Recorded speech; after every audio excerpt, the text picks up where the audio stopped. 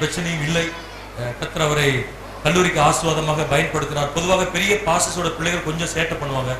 ஆனால் அவர் கல்லூரியில் இருக்கிறவரை அப்படி எதுவுமே செய்யவில்லை. அவருக்காக கர்த்தருக்கு நன்றி செலுத்துகிறோம்.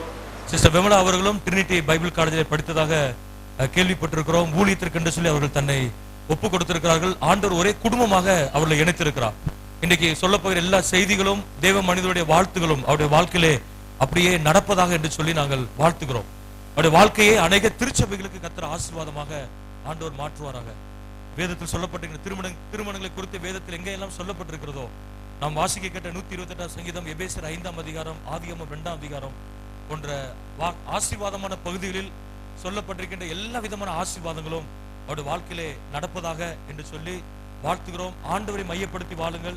கர்த்தர் நிச்சயமாக உங்களை ஆசீர்வதிப்பார். ஒரே ஒரு அடிக்கடி திருமணத்தை குறித்து அடிக்கடி சொல்லப்படுகிற ஒரு புகழ்பெற்ற ஒரு வாக்கியம் உண்டு. திருமணம் என்பது சரியான நபரை தெரிந்தெடுப்பது அல்ல,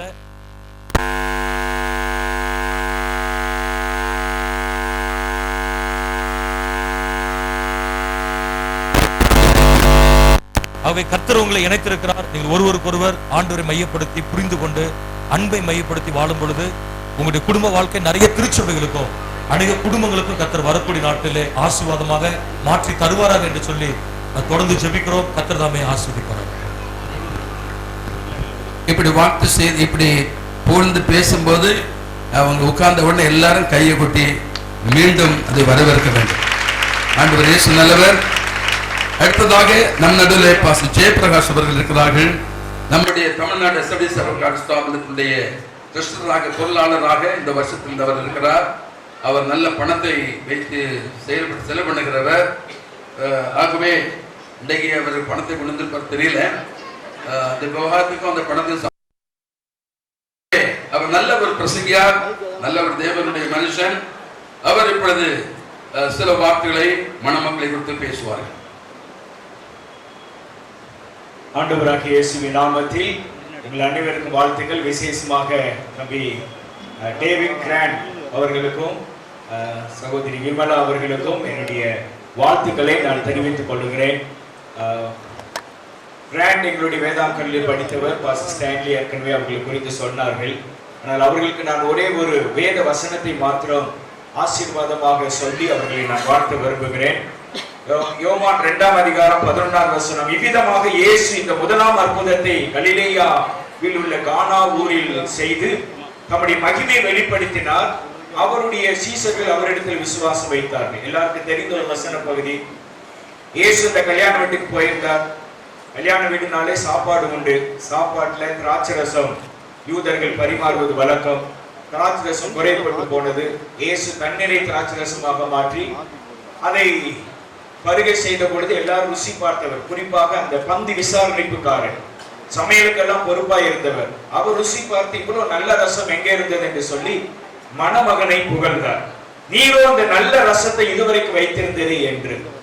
இங்கே இந்த மணமக்களுக்கு நான் சொல்லுகிற ஆலோசனை, இந்த கல்யாண வீட்டில் திராட்சை ரசம் குறைந்து போனதும், பந்தியிலே குழப்பங்கள் நடந்ததும், அங்கே சலசலுப்புகள் உண்டானதும், இயேசுவின் தாய்ப்போ இயேசு இடத்துல சொன்னதும், இது எதுவுமே அந்த மணமகனுக்கு தெரியாது. ஆனால் அந்த மணமகனுக்கு புகழ்ச்சி கணம் அதனுடைய முடிவிலே உண்டானது. எல்லாரும் மணமகனை பாராட்டினார்கள். மணமகனுக்கு என்ன நடந்தது என்றே ஒன்றும் தெரியாது.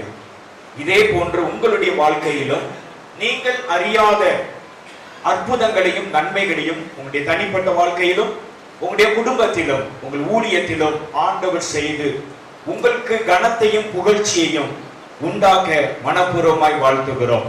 காரணம், அந்த வீட்டில் இயேசு அழைக்கப்பட்டிருந்தார். இயேசுவை கனப்படுத்தின அந்த வீட்டில் அந்த மணமகனுக்கு ஒரு பெரிய கனம் உண்டானது. அந்த நிகழ்ச்சி மட்டும் அந்த மணமகனுக்கு கேள்விப்பட்டிருந்தால் அவருக்கு ரொம்ப வருத்தமா இருக்கு. நம்ம கல்யாண வீட்டில் இப்படி ஒரு சம்பவம் நடந்து போச்சே என்று சொல்லி.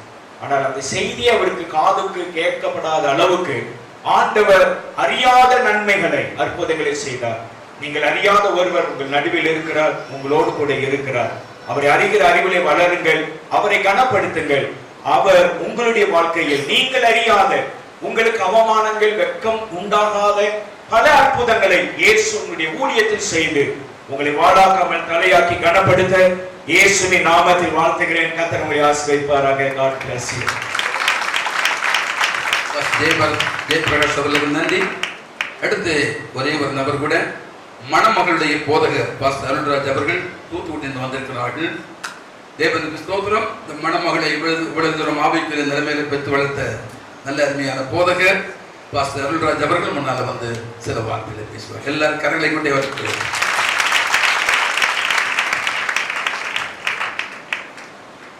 கர்த்தருடைய பரிசுத்த நாமம் மகிமைப்படுவதாக. இங்கே மேடையில் அமர்ந்திருக்கிற எல்லா போதக பிதாக்கள் எல்லாருக்கும் என்னுடைய வணக்கத்தை தெரிவித்துக் கொள்கிறேன். முன்னால் அமர்ந்திருக்கிற அனைவருக்கும் என்னுடைய அன்பின் வாழ்த்துக்கள். ஏற்கனவே திருமண நிச்சயம் நடந்த இடத்திலே எங்களுடைய சார்பில் எங்கள் சபையில் வந்திருக்கிற மணமகளை குறித்து வாழ்த்தி அவருக்கு நான் சாட்சி கொடுத்திருக்கிறேன். ஆண்டவர் நல்லவர். இப்போதும் இன்றைக்கு ஒரு நல்ல நாளிலே வந்திருக்கிறோம். திருமண நிச்சயம் முடிந்திருக்கிறது. இப்பொழுது திருமணத்தில் இணைக்கப்பட இருக்கிறார்கள். நாம் எல்லாரும் வந்திருக்கிறோம்.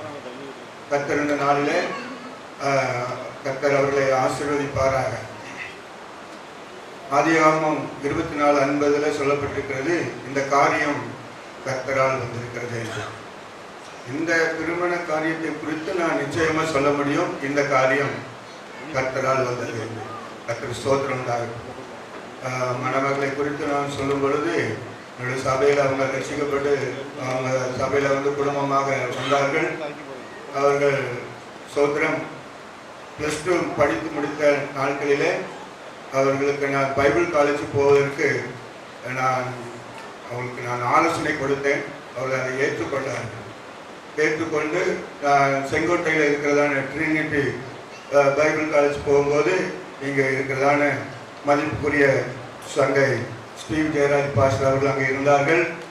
அவர்களை நான் எங்கள் சபையிலேருந்து 2 பிள்ளைகளை படிக்க அழைத்து கொண்டு போயிருந்தேன். அதில் ஒன்று விமலா +2 முடித்திருந்ததுனால 1000க்கு மார்க்கு மேலே எடுத்திருந்ததுனால இவர் தமிழ் மீடியம் தான் படிக்க வேண்டும் என்று அவர்கள் விருப்பப்பட்டார்கள். ஆனால் மதிப்புக்குரிய ஐயா ஸ்டீவ் ஜெயராஜ் அவர்கள் ஆணித்தரமாக சொல்லிவிட்டார்கள், இவர் இங்கிலீஷ் மீடியம் படிப்பு தாங்க படிக்கணும் என்று. அவர்கள் முதல் ஒத்துக்கொள்ளவில்லை, பிறகு ஒத்துக்கொண்டார்கள். இப்பொழுது அது அவருக்கு ஆசீர்வாதமாக இருக்கிறது. பெரியவர்களுக்கும் ஊழியர்களுக்கும் கீழ்ப்படிந்து இருப்பது ஆசீர்வாதம். இங்கே இருக்கிற எல்லா வாலிப பிள்ளைகளுக்கும் சபையில் இருக்கிற வாலிப பிள்ளைகளுக்கு தம்பிமார்களுக்கு சொல்வது ஒரே ஒரு காரியம், உங்களை நடத்துகிற ஊழியக்காருடைய வார்த்தைக்கு கீழ்ப்படியுங்கள், அது உங்களுக்கு ஆசீர்வாதம்.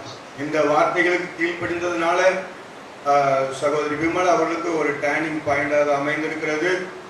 பைபிள் காலேஜ் படித்ததுனால இப்பொழுதும் பைபிள் காலேஜ் படிச்சிருந்த அருமை மணமகன் ஆபிரகாம் டேவிட் கிராண்ட் அவர்களுக்கு திருமண காரியத்தில் கர்த்தர் இணைத்து கொடுத்திருக்கிறார். அது மிகவும் 2 பேருக்கும் அது ஆசீர்வாதமானது. ஆகவே கர்த்தர் இந்த திருமண காரியத்தில் இணைத்திருக்கிறார். கர்த்தர் நிச்சயமாகவே அவர்களை ஆசீர்வதிப்பாராக.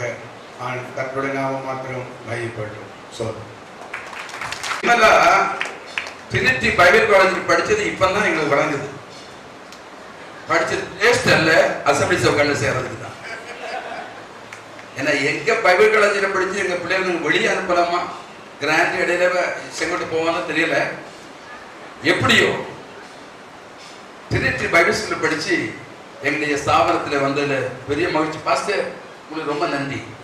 எப்படி நீங்க வந்து அனுப்புங்க, இயேசு நல்லவர்.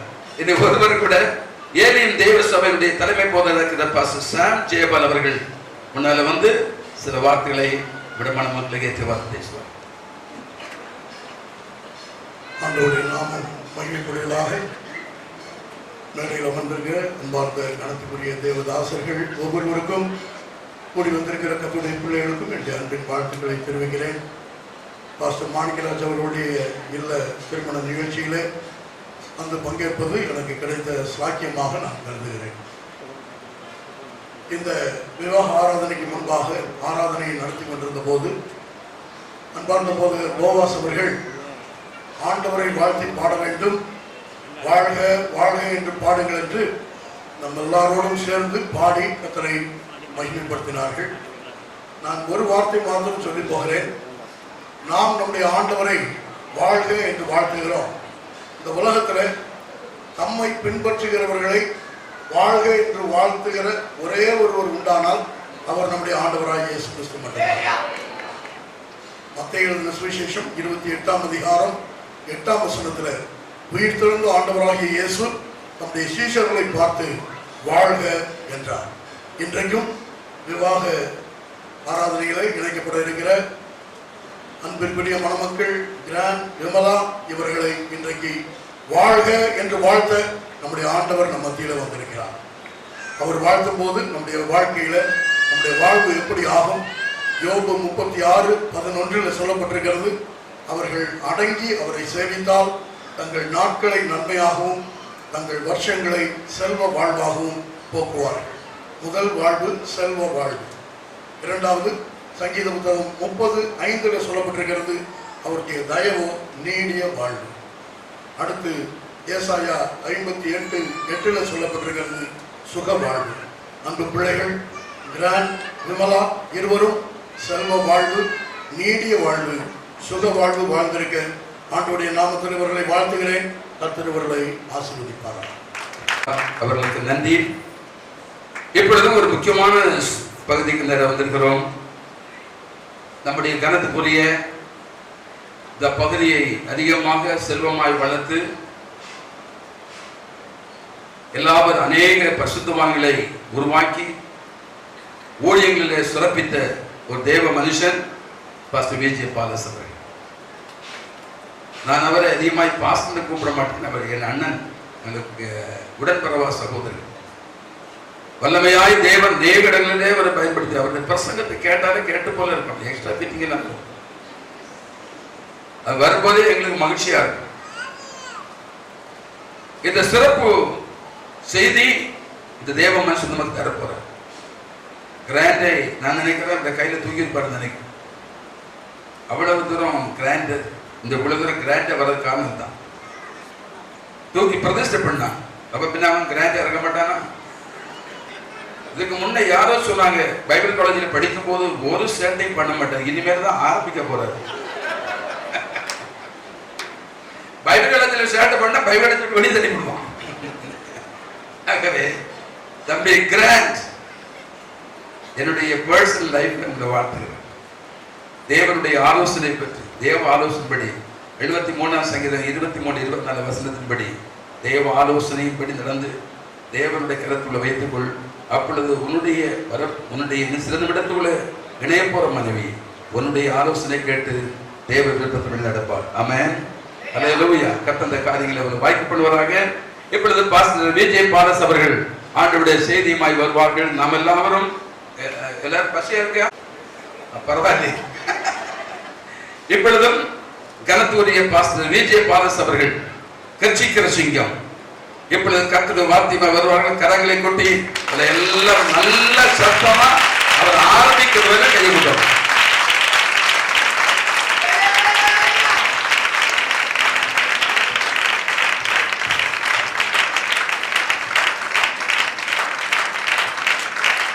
அல்லேலூயா. கர்த்தருடைய நாமத்துக்கு மகிமை உண்டாதாக. இந்த திருமண ஆராதனையிலே பங்கெடுக்கவும் கர்த்தருடைய செய்தியை கொடுக்கவும் தேவன் கொடுத்த நல்ல வாய்ப்புக்காக கர்த்தரை துதிக்கிறேன். பாஸ்டர் மாணிக்கம் என்னுடைய விசுவாசியாக இருந்து அவர் ஊழியத்துக்கு வந்து இந்த இடத்துல வந்து இந்த மகிமையான ஊழியத்தை நேர்த்தியாய் செய்ய கர்த்தர் அவருக்கு இந்த கிருபையை கொடுத்திருக்கிறார். அல்லேலூயா. அங்கே திருநெல்வேலியிலே எக்ஸ்டென்ஷன் பைபிள் காலேஜிலே படித்தவர். அதை குறித்து பேசணும்னா அது ரொம்ப எக்ஸ்டென்ஷன் பைபிள் காலேஜிலே படிக்க அவரை அழைத்த போது அவர் புறப்பட்டு வந்தார். வந்த வேளையிலே ஜங்ஷன் ஏரியாவில் வந்து பைக்கில் வந்தபோது பைக் ஆஃப் ஆயிடுச்சு. அப்போ அவர் ஏதோ இன்றைக்கு நம்ம படிக்கிறது தேவை சித்தம் இல்லையோ என்று நினைத்து அவர் 2-3 தடவை அடித்து பார்த்துருக்கிறார், ஸ்டார்ட் ஆகலை. சரி நம்ம இனி வீட்டுக்கு போட்டுதான்னு சொல்லி நேரா அங்க மீனாட்சிபுரத்துக்கு நேரா பைக்கை திருப்பிட்டு மறுபடியும் ஒரு அடி அடிச்சிருக்கு. ஒரே அடியில ஸ்டார்ட் ஆயிடும். உடனே அவர் நினைச்சாரு, சரி தேவ சித்தம் இல்லை, அவன் போயிடுவான்னு சொல்லி போயிட்டாரு. அடுத்த நாள் நான் கேட்கிற விஷயத்தை சொன்னாரு. நான் சொன்னேன், தேவ சித்தம் செய்யும் போது பிசாசு தடை செய்வான், நம்ம அதை மேற்கொள்ளணும். அல்லேலூயா என்று அவரை உற்சாகப்படுத்தி, அவர் நல்ல முறையில் பைபிள் காலேஜை படித்து ஊழியத்துக்கு வந்து இந்த தாலயத்தில் வந்து அதற்கு முன்னால் இருந்தவர்களை விட சிறப்பாக செய்து இந்த இடத்துல இந்த நல்ல ஆலயத்தை கட்டுவதற்கு அநேகர் அவருடைய பிள்ளைகள் எல்லாம் ஊழித்து கொண்டிருக்காங்க. அதான் பெரிய சந்தோஷம். அநேகர் ஊழியத்துக்காக வந்திருக்கிறாங்க. உள்ள விசுவாசிகள் எல்லாருக்கும் தெரியும்.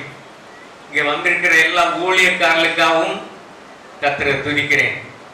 ஒவ்வொருவரையும் அறிமுகப்படுத்த நமக்கு நேரம் இல்லை. ஆனாலும் அல்லேலூயா